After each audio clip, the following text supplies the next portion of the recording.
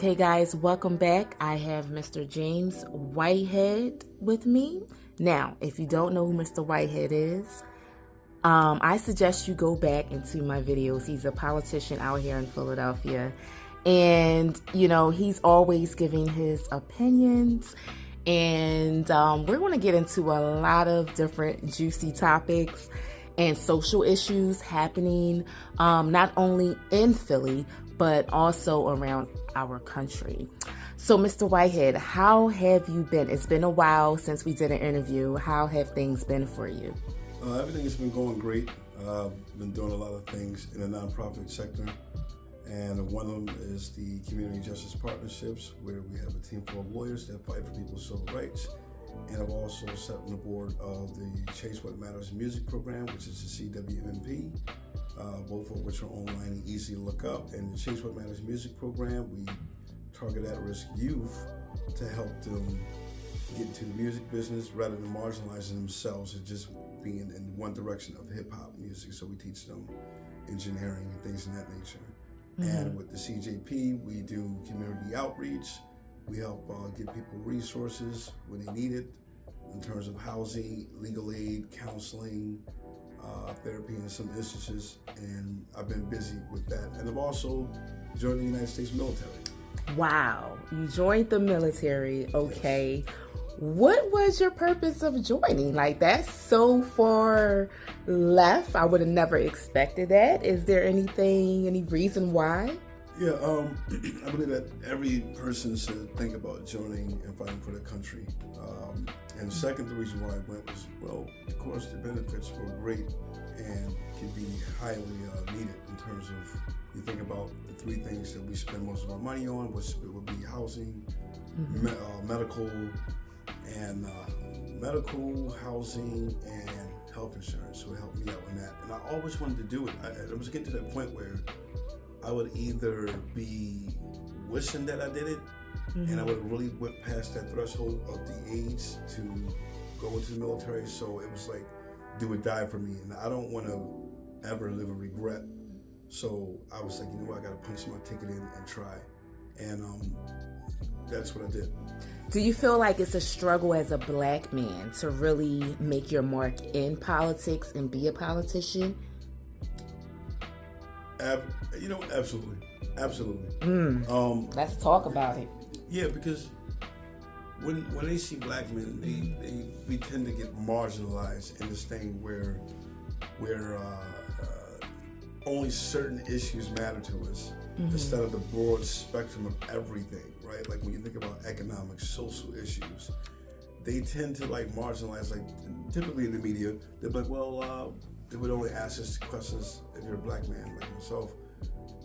They typically ask us things that impact the community, like crimes, violence. And I'm like, well, why don't you just ask me more about economics? I know about economics. I know about other things in terms of investments. Ask me that. Don't just marginalize Black people in politics and say, yeah, they're only here.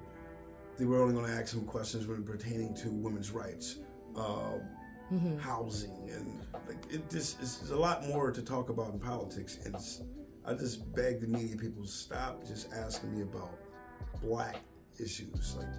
Ask me a broad spectrum of things so that way people get a different side of me in politics. Now, you've done interviews with Fox. Yeah. You've been on local, different local news stations, and it's always, you are right. It's things related to crime and drugs in the area, but nothing else really. And I'm glad that you really made that point, because Black men, they are educated in more areas than just crime infested areas, Right. So yeah, definitely get it. Now, you are a Black Republican, correct? Yes, I am. How is that, being a Black man in the city of Philadelphia that is mainly Democratic? Any challenges that you face from day to day? Oh, absolutely. Immediately. Do you get the support from Black people out here in Philly? Yes. Okay. The thing, I do get supported, and more so I get people respecting my choice to being Republican in a place where Democrats outnumber Republicans 8-1 in the city of Philadelphia. So you have this thing where I believe it turns it into a one-party system. And I believe that as me being an African-American man, I believe that we need more parties than one. We have the Working Families Party, which I think needs a seat at the table. Each party needs to have a seat at the table. There shouldn't just be a two-party system. And in Philadelphia, where Democrats dominate the land, we tend to just have one party. And I think that we need some different ideas in terms of having other parties at the table. Wow. Okay. Well, let's move forward. Let's speak on, we saw that Kamala Harris has lost the election. What was your thoughts on that? Did you think that she had a chance? Did you think she didn't? How did you feel? Like, were you skeptical? Yeah, I was skeptical. I was like, you know what? I feel like the media made it seem like she was going to knock it out the box. Yeah, absolutely. Of course, because majority of the media was typically on her side at points. It was real bias. But the pandering, I believe, and the lack of policies, which really played, which basically turned into what we've seen today of Kamala losing. Like, if you look at it, right, they was talking about the border and her only visiting the border just once out of the 4-year term she was as vice president. I think the lack of policy making has really killed her. I also think that her lack of being in the realm of politics, because if you look, she's been in the realm of law, Attorney General of California, DA, lawyer, and the lack of not being in politics outside of the 4 years that she's done with Joe Biden really played a factor in the voting turnout. Okay. And I've also noticed that a lot of people felt like their religious rights were being trampled with when it came to like abortion, when it came to same-sex marriage, when it came to issues such as transgenders being able to use the bathroom with the opposite sex, which really played, was like people felt like, hold on, now I feel like my religious rights is being infringed. Caused a lot of people to come out, because if you look at the numbers, a lot of Amish came out, a lot of Catholics came out. It was a large amount of religious people coming out. Yes. Right. Wow. Well, speaking of religion, what the heck is going on in the city of Philadelphia? There has been so many, this past weekend, we'll say, over a dozen shootings. Now, Mayor Sherrell Parker says that, crime is down. It is. Okay. All right. We'll take that. It's down. Okay. What is happening? Is it down because, what do you think the reasons are?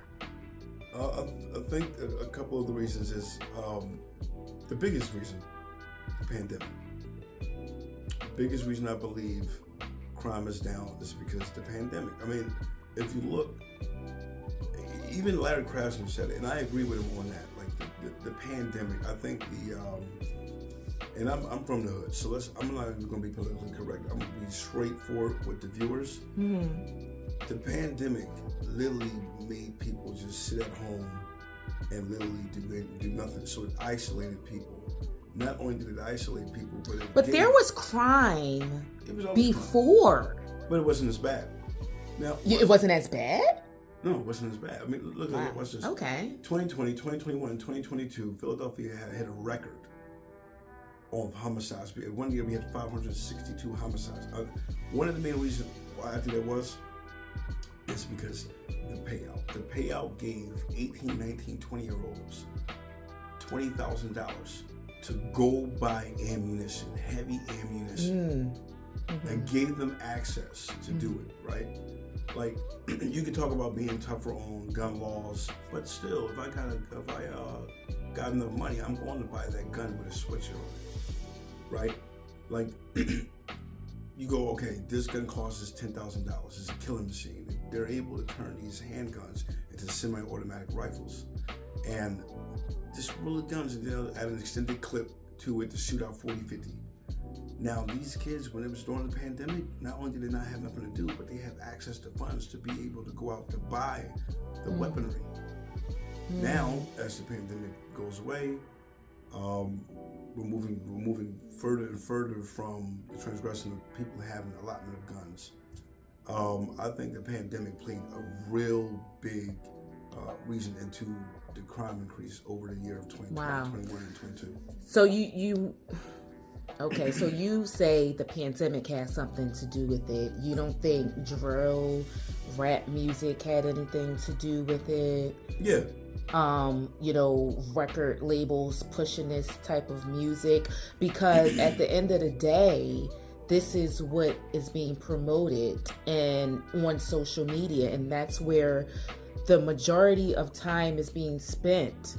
When it comes to these teenagers and young adults, they're on social media a majority of their time. So you don't think social media has played a part in, the rise of crime, not only in Philadelphia, but so many other big major cities? Because I definitely do. I think it's social media. I think if social media was not promoting,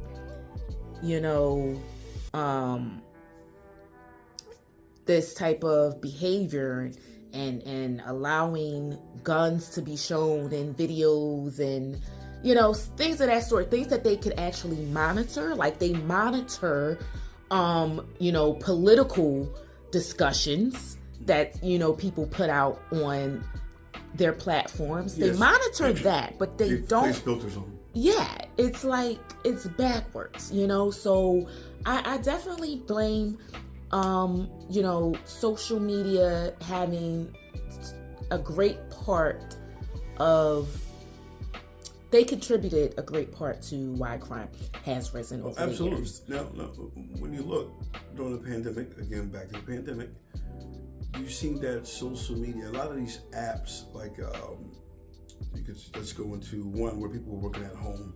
One of the apps that, even if you look at the stock market, right, and you look at the app that was called, I forgot what it was called. It's like Microsoft Teams, and it's what's this app? I forgot. Mm-hmm. It's like Microsoft Teams, Zoom, right? So a lot of these apps were really, really big, and social media was really big. Social media's usage rates was actually through the roof at an all-time high because people had nothing to do. Again, dating back to the pandemic, the kids had nothing to do because everything was closed. So social media is all you're going to get, right? So I truly believe back, like I said, the pandemic had played a huge increase into crime. And then you have the subcategories such as the money being dispersed, $25,000, $800 a week, and they have the access to buy the guns. Then you have also people being on social media and kids being young and malleable and influenceable.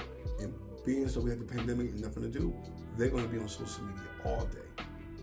Right. All day. Well, that's a great point. I definitely hear what you're saying. Now, let's switch topics a little bit because this is a major topic. P. Diddy and Jay-Z are facing, rape charges, all sorts of things. What is your thoughts on that? Here's a big thing I want to touch on because a lot of people, because it was stated, and I can't state it verbatim, but that Jay-Z's lawyer is saying that P. Diddy and him were not good friends. Now, people have a problem with that. His lawyer saying that they weren't good friends. But at the end of the day, I do feel like it was a business move because he's trying to disassociate himself from all the allegations that's been going on surrounding P. Diddy. How do you feel about that? And do you think here's the other part. Well, answer that first. We'll start with that. Well, I have the luxury of being at CJP being a president CEO. And what I mean by that is, I have a lot of friends that are lawyers, right? They're going to do whatever they got to do to protect their client, protect the brand. And it seems to be that people tend to forget that Jay-Z doesn't have a right for legal counsel, to seek legal counsel. The man is $1 billion man. Another thing I didn't like was the fact of the matter was how quick that the culture was to condemning Jay-Z. And what you see is people being young, viable, and influenceable again. And I think that it's a form of self-hate.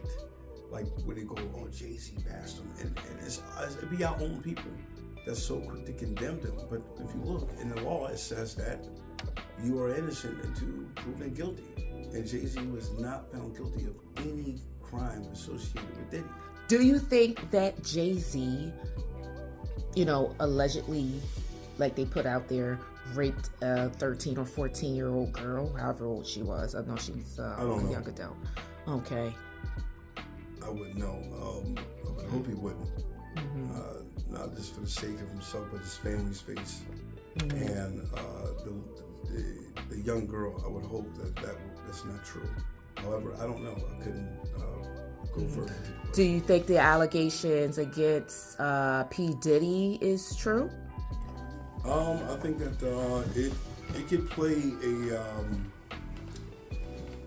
again, it goes back to innocent until proven guilty, although we do see the proof that Diddy was beating on his ex-girlfriend. Cassie, mm-hmm. Right. So basically, you feel like it's very possible when it comes to Diddy, but you don't believe it when it comes to Jay-Z, is what you're saying. No, because I haven't seen anything that can convince me that Jay-Z would do such a heinous crime. But with Diddy, we're starting to see videos being released of him doing mysterious things behind the scenes, like doing rituals, him beating on Cassie when he said he didn't. Mm-hmm. And they paid Cassie off, but they found the footage of him beating her in the hallway. So now I'm looking at it going, this is not looking good for you. Right. You understand? Like it's going totally against you. So I wouldn't put it past him, but I'm not going to say that he's guilty, because I got to see more when it comes to these rape allegations. Totally get you. Wow. Well, that's a good point that you made. Well, moving forward, let's discuss, what do you see happening in 2025 once President Donald Trump takes office? Well, immediately we're going to see some of the wars come to a close, and I believe one of the reasons is because, again, we know that Trump likes to rule with an iron fist, and he's stern, and for some strange reason, I'm going to sound crazy, but he has this knack of getting wars to end. Secondly, we're going to start to see mass deportation. He already made that known. We're going to start to see a rise in the stock market and increases, because with Trump, like he says, he wants smaller government, which favors capitalism, which also favors the stock market. We'll also start to see something positive in terms of certain laws being favoring minorities. Those are three things that I see immediately that's going to take effect. Mm-hmm. Like the global, not the global economy, but the American economy would start to do, in my regard, and my expertise, that it's going to start to do a lot better in terms of economics.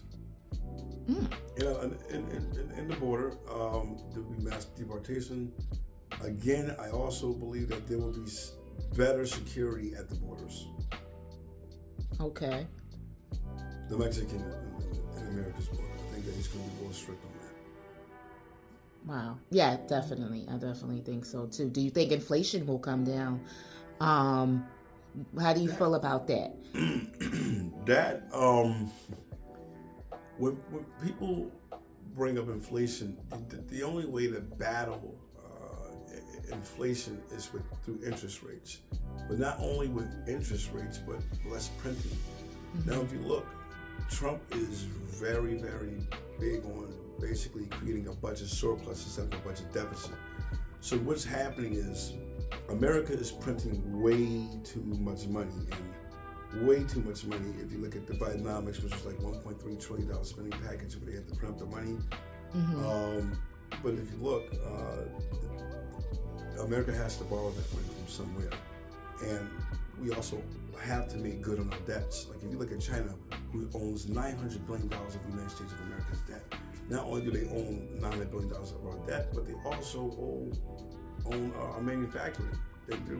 We really have no manufacturing jobs here in the States because China is getting away with cheap labor, and they're also messing with the American dollar. So Trump is going to do, I believe, a very great job with figuring things out with China in terms of trade relations. Okay. Now, I do want to, in a sense, not backtrack, but as far as we saw what happened, I want to talk about the justice system. As far as, we see what, these rappers like Jay-Z and P. Diddy are going through.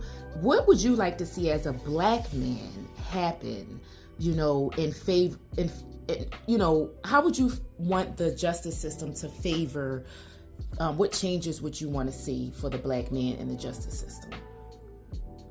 Well, when it comes to Jay-Z and it comes to a lot of hip-hop artists, they come from inner city. They're black like me. They come from inner city communities like me. One thing I would like to see with the Justice Department and I want them to, they gotta tend to use rap artists' lyrics against them in court. But then I go, well, doesn't it infringe on people's freedom of speech?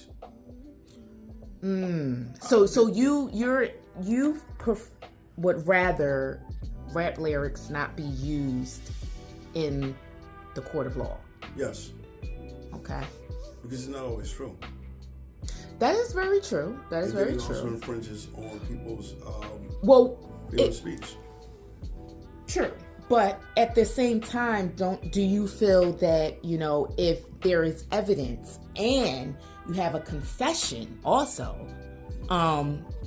which will help build a case, do you think then it should be used if law enforcement actually has evidence versus just going off of rap lyrics? Yeah, so I'm okay with it if it's probable cause, but don't to go, for instance, they say, well, this guy was supposed to have killed this guy because he said it, but we don't really have the actual proof. But the fact that he said it makes it deem it possible that it's true. Right. So basically, that's what I'm going at is with probable cause. Have evidence and not just use rap lyrics. Have probable cause to use the rap lyrics against the artist. Okay. Because what's going to wind up happening is there'll be a point where. Not saying that it's good lyrics, but and I'm not saying that academic when it talks about violence and things like that, but we understand the entertainment industry and what excites America's blood inside of violence. I don't want artists to feel like they can't express themselves. They can't express themselves because they're afraid that the Justice Department will come down on them, and I think that's a bullying tactic. I think that it takes away from the artistry and the music. So that's what I really want to see change between the rap music and the Justice Department. Okay. Wow. So moving forward, what direction do you see, with the new mayor in office, do you see Philadelphia going in? Do you feel that the city is on the right track? Yes. I like Sorrell Parker, and I've voiced my opinion on this plenty of times. I even helped support her when I was running for city council as a Republican. And I was openly down for Mayor Sorrell Parker because instantly when she came in, she did everything she said she was going to do. She went down in my neighborhood, this is in Kensington, cleaned it up, and then she went to she worked with City Councilman Kachi Lozada to stop harm prevention clinics. And it was a gift and a curse. It was a big gift and a curse, but what happens is you have a lot of outpatient, like Prevention Point, I'm 50-50 with them, but I do like Prevention Point. I'm quite sure that them providing needle exchange, their help keeping HIV, hepatitis B and C, which is true. However, what you see is it starts to attract people from all across the United States of America, where I'm able to come here and get a free needle. And it comes a point where you think about, are we enabling? And I may not agree with it 100% what she's doing in Kensington, but I do believe that regardless, she's doing what she says she does. And I feel like if any politician is going to do what they say they're going to do, whether I'm against it or not, it's a great thing. The fact that they're sticking to their word. Yes. And then she increased the city's budget without raising taxes. Okay. Which is great. She increased it by almost $1 billion. She's done that. Well, speaking about Kensington, which America is so familiar with, big drug issue down there, opioids and fentanyl. It's the open drug market down there, basically.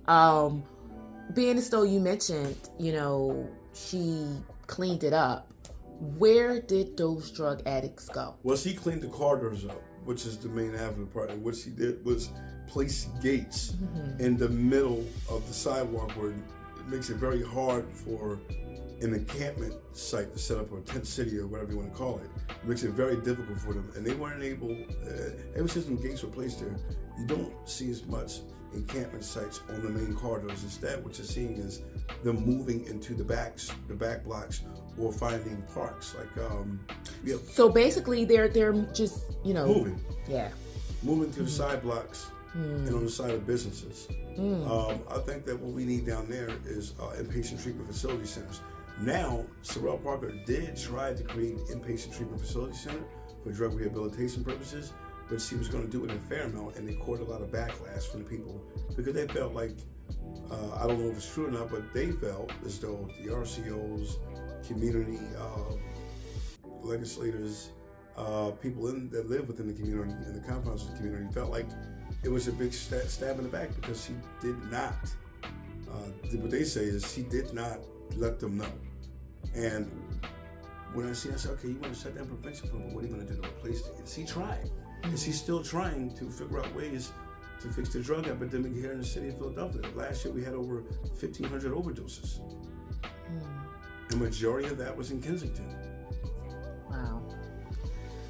Okay, well, Mr. Whitehead, I thank you so much for talking with us, giving us your point of view. I appreciate you, and thank you guys so much for watching. Thank you.